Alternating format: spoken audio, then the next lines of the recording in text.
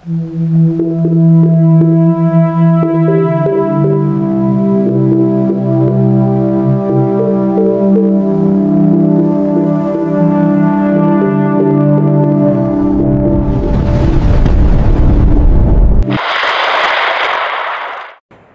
po ang pinakahuling update ngayong Lunes, ika-1 ng Setyembre taong 2025. Ang low pressure area na minomonitor natin sa silangang bahagi ng Visayas ay tuluyan ng naglaho. Samantala, ang minomonitor nating tropical depression sa labas ng Philippine Area of Responsibility ay pumasok na sa ating PAR. Mabuti na lamang, hindi ito ganap na bagyo dahil bahagyang bumaba ang lakas nito at isa na lamang low pressure area. Ngunit malawak ang formation nito at ang mga dala nitong thunderstorm sa karagatan ay nagpapataas ng alon. Sa pagpasok ng low pressure area, hinihila rin ito ang hanging habagat na nagmumula sa Timog Mindanao na nagdudulot ng mga thunderstorm lalo na pagsapit ng hapon at gabi. Kapansin-pansin ang lawak ng LPA na hagip pa rin ang mga lugar ng Bicol Region na nagdudulot din ng malawakang pag-ulan. Huling namata ng LPA sa silangang bahagi ng ating bansa, 959 na kilometro silangan ng Palanan, Isabela. Dahil sa paghila ng LPA sa hanging habagat na nagmumula sa Palawan, dumadaan sa kanlurang bahagi ng Visayas, at tumatawid sa Bicol Region, inaasahan natin ang posibleng pag-ulan na 50 hanggang 100 mm sa Quezon Province, Camarines Norte, Camarines Sur, Catanduanes, Albay, Sorsogon, Masbate, Occidental Mindoro, Northern Samar, Antique, at Negros Occidental.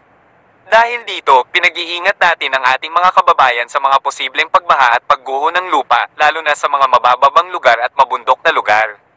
Dahil mayroon pa rin tayong minomonitor na low pressure area sa silangang bahagi ng ating bansa, manatili po tayong alerto at updated sa mga bagong ulat panahon. Dahil sa pagpasok ng LPA na nasa labas ng ating PAR, may senaryo na bahagyang lalapit ang LPA sa kalupaan. Makikita rin natin sa bagong inilabas ng Pag-asa na Tropical Cyclone Threat Potential pagsapit ng ika-5 hanggang ika-11 ng Setyembre, may papasok na LPA sa silangang bahagi ng Luzon, na tugma naman sa kasalukuyan nating minomonitor na papasok sa ating PAR. Kaya manatiling alerto anumang oras dahil maaaring magbago ang sitwasyon na posibleng lumapit pa at magpalakas sa hanging habagat na makakaapekto naman sa buong Luzon. Pinapaalalahanan po natin ang ating mga kababayan na manatiling magantabay sa mga bagong ulat na aming ilalabas upang makapaghanda ng maaga. Dahil sa buwan ng Setyembre, inaasahan natin na may mga posibleng tatawid na bagyo sa gitna at hilagang bahagi ng ating bansa base sa inilabas ng Pag-asa na climatological track para sa buwan ng Setyembre. Sa kasalukuyan, ang low pressure area na ating minomonitor ay mababa pa ang tsansang mabuo bilang ganap na bagyo sa loob ng 12 oras. Samantala, hindi natin inaalis ang posibilidad na mabuo ito bilang ganap na bagyo, at kung magiging ganap nga itong bagyo at nasa loob pa ng ating PAR, papangalanan ito sa local name na Kiko, at posibleng kauna-unahang bagyo sa buwan ng Setyembre. Bukod dito, mayroon pa rin tayong hanging habagat na patuloy na nakakaapekto sa kanlurang bahagi ng ating bansa na nagdudulot ng maulap na papawirin at mga kalat-kalat na pag-ulan, lalo na sa kanlurang bahagi ng ating bansa. Mahalaga ang kaligtasan mo. Laging tandaan na maghanda at maging updated sa mga ulat panahon. Narito ang lagay ng panahon sa iba't ibang rehiyon ng ating bansa. Luzon. Dahil sa malawak na sakop ng LPA, inaasahan pa rin ang maulap na papawirin at pag-ulan na posibleng umabot sa 50 hanggang 100 mm sa Quezon Province, Camarines Norte, Camarines Sur, Catanduanes, Albay, Sorsogon, Masbate, at Occidental Mindoro. Ito ay dahil sa pinagsamang epekto ng hanging habagat at ng LPA sa silangang bahagi ng Luzon. Pinapaalalahanan ng mga kababayan na maging alerto sa posibleng pagbaha at pagguho ng lupa. Sa Metro Manila, inaasahan ng maulap na papawirin at kalat-kalat na pag-ulan kasama ang Laguna, Batangas, Cavite, Bulacan, Bataan, Pampanga, at Zambales. Sa nalalabing bahagi ng Luzon, lalo na sa Hilagang Luzon, inaasahan ng mainit at maalinsangang panahon sa umaga, ngunit tataas ang tsansa ng pag-ulan sa hapon at gabi dahil sa localized thunderstorms sa Ilocos Norte, Ilocos Sur, La Union, Nueva Vizcaya, Quirino, Ifugao, Mountain Province, Isabela, Kalinga, Cagayan Valley, Apayao, at Abra. Mag-ingat sa biglaang buhos ng ulan, lalo na sa hapon at gabi. Visayas. Inaasahan ng maulap na papawirin at kalat-kalat na pag-ulan sa buong Visayas dahil sa paghila ng LPA sa hanging habagat. Manatiling alerto sa mga biglaang buhos ng ulan sa mga lalawigan ng Antique, Aklan, Capiz, Iloilo, Guimaras, Negros Occidental, Negros Oriental, Siquijor, Cebu, Bohol, Biliran, Leyte, Northern Samar, Samar, at Eastern Samar. Mindanao. Dahil sa malawak na sakop ng LPA at sa paghila ng hanging habagat mula sa Timog Mindanao, inaasahan ng localized thunderstorms na nagdudulot ng maulap na papawirin at kalat-kalat na pag-ulan, lalo na sa Tawi-Tawi, Sulu, Basilan, Zamboanga del Norte, Zamboanga del Sur, Misamis Occidental, Lanao del Norte, Misamis Oriental, Bukidnon, Lanao del Sur, Cotabato, Maguindanao, Sultan Kudarat, South Cotabato, Sarangani, Agusan del Norte, Agusan del Sur, Surigao del Norte, at Dinagat Islands. Sa Davao Region, posibleng makaranas ang bahagyang pagsilip ng araw sa umaga, ngunit sa hapon at gabi, nariyan pa rin ang mga localized thunderstorms na magdudulot ng maulap na papawirin at kalat-kalat na pag-ulan. Palawan.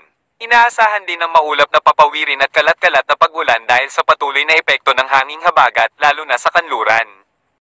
Wala pa ring nakataas na gale warning sa kahit anong baybayin ng ating bansa, ngunit mag-ingat pa rin sa mga nais pumalaot. Kapansin-pansin din ang pagtaas ng alon dahil sa thunderstorm at pagbugso ng hanging habagat. Laging magdala ng panangga sa matinding sikat ng araw at sa mga biglaang buhos ng ulan. Manatiling nakatutok sa mga bagong ulat panahon. Mag-subscribe sa aming YouTube channel at mag-share upang marami tayong mapaalalahanan. Ingat po tayong lahat. Dumako naman tayo sa ating partner para sa mga karagdagang impormasyon sa loob ng ating bansa. Base nga sa ating latest satellite animation ay nandito pa rin yung low pressure area na ating binabantayan at base nga sa ating analysis ay kikilos ito pahilaga sa mga susunod na araw. Samantalang posible pa rin makaapekto ito lalong-lalo na nga dito sa may silangang bahagi ng Visayas, maging dito sa may Bicol Region, hanggang sa may Aurora, Nueva Ecija, maging dito sa may Rizal. At makararanas nga yung mga lugar na yan ng mga kalat-kalat na mga pag-ulan. Samantalang yung southwest monsoon nga o hanging habagat ay bahagyang nahihilangan nitong low pressure area at nagdudulot pa rin yan ng mga kalat-kalat na mga pag-ulan dito sa may Metro Manila, maging sa iba pang bahagi ng Calabarzon, Central Luzon, maging dito sa may Mimaropa, iba pang bahagi ng Visayas hanggang sa Zamboanga Peninsula at tatagos pa yan dito sa may Camiguin, Surigao del Norte at Dinagat Islands. Sa dami naman ng mga pag-ulan na aasahan, merong mga 50 hanggang 100 millimeters ang mga pag-ulan dito nga yan sa buong Bicol Region hanggang sa may Quezon, Occidental Mindoro, Antique, Negros Occidental at Northern Samar dahil nga yan sa pinagsamang epekto ng southwest monsoon o hanging habagat. Kaya muli, pinag-iingat natin yung ating mga kababayan dahil nga yung mga gaitong dami ng mga pag-ulan ay maaari na nga magdulot ng mga localized flooding, gayon din ng pagbaha at pagguho ng lupa, mudslides at flash floods.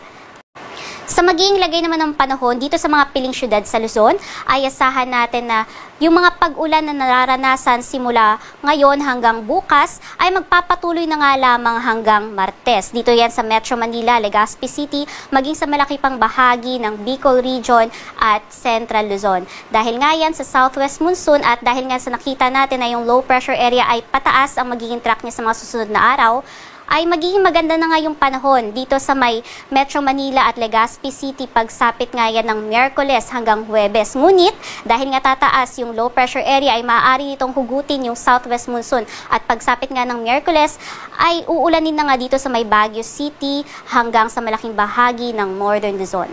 At ang temperatura nga maaari nang umabot hanggang 32 degrees Celsius.